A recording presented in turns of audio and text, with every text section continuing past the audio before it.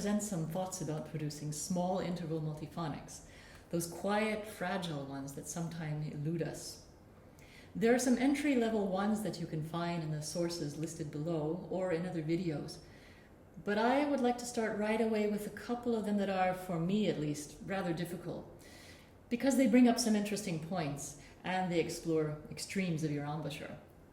Now here's one that explores the introverted, inward side of your embouchure. No special fingering required. Play middle E, underblow it. Now you can do this by making a glissando until you reach a kind of B flat below that E flat.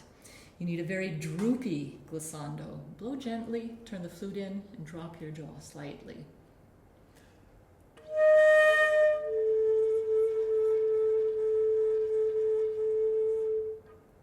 Now a quick word about the jaw.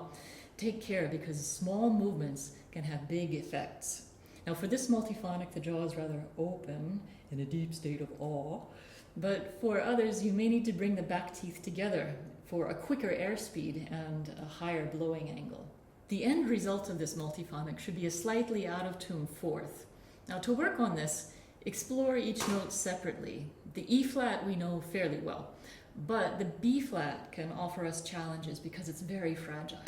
You'll want to enhance it somehow to make it more resonant, even though the dynamic range is minuscule. Now you can do this by singing along with it, tuning your throat to it, adding flutter tongue, tiny vibrato, anything it takes.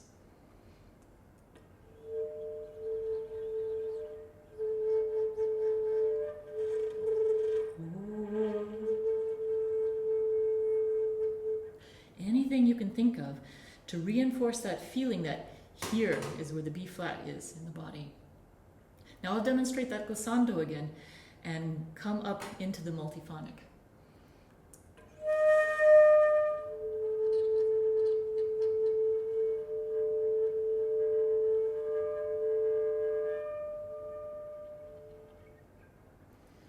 Now some of you may find it easier to come from this upper note, and others may find it easier to come from below. Now it's useful to practice both directions because a composer may not take your abilities into consideration. And if you find yourself slipping from one note to another, it's a useful skill to be able to make an elegant recovery back into the multiphonic, no matter where you find yourself. Now here's a multiphonic that slips very easily and lies at the other extreme of your embouchure, the extrovert extreme, because you need to blow a bit more up and to be a bit rolled out. So finger low C, remove the thumb and your middle finger from the A key. It will produce a C, slightly flat, and out here, a C quarter sharp.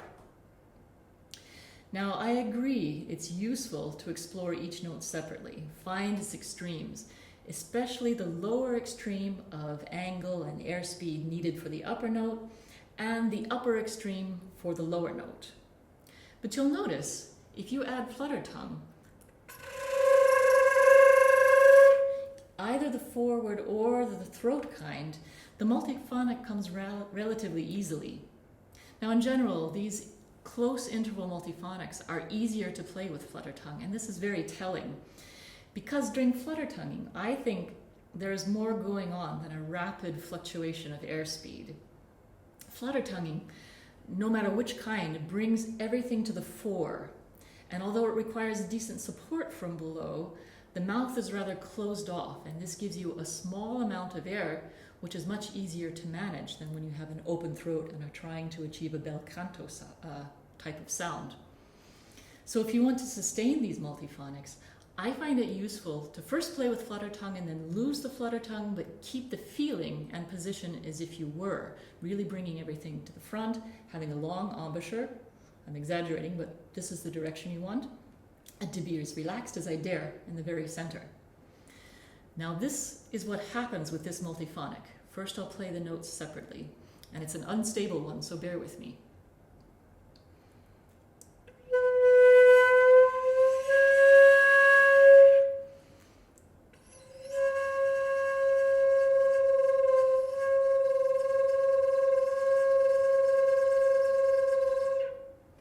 I'm not using flutter tongue, the pitches really lie so close together that they produce a natural beating. And that's correct for this multiphonic.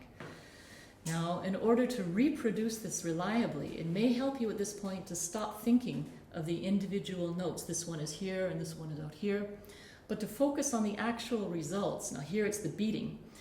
In another more consonant dyad or multiphonic, it may be a lower difference tone. Now here's one with the notes C sharp and E. You finger the E, lift your finger off the D sharp key and add the first trill key.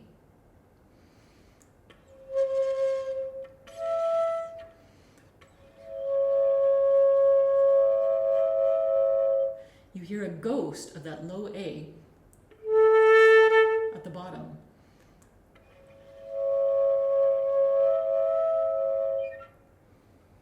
I find this approach another good way to have the lowest possible airspeed I need for that upper note, and then to open and relax into the lower angle that I'll need, thinking and feeling an even lower pitch than the actual lower note of the multiphonic, such as that lower difference tone or the beating. It's psychological, but it may work for you. Now, I find these approaches important, especially when I play these multiphonics an octave higher. Now let's take that C and C quarter sharp one again. Here are the notes played separately.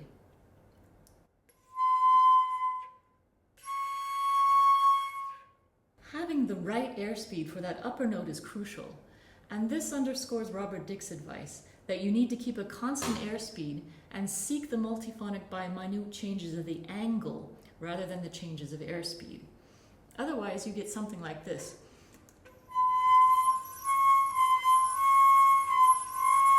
Trying to blow in two places at once and trying to find the middle between those two airspeeds.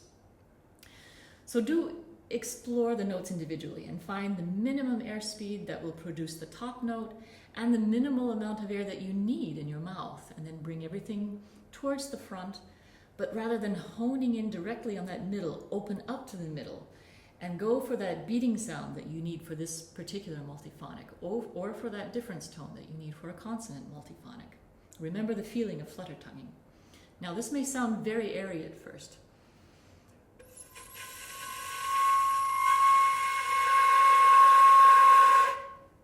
But for me, this is the direction that I want to take for further refinement. Here goes. I'll play the notes separately first.